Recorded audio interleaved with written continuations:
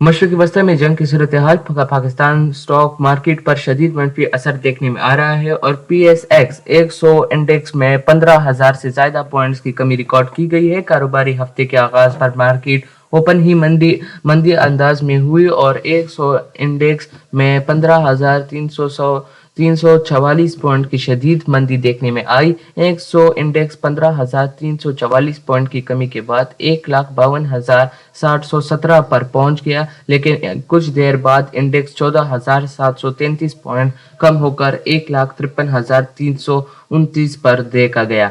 PSX 100 index 8.97% गिरने पर circuit breaker के इतलाक कर दिया गया, जिसके बाद कारोबार 45 मिनट के लिए बंद कर दिया गया।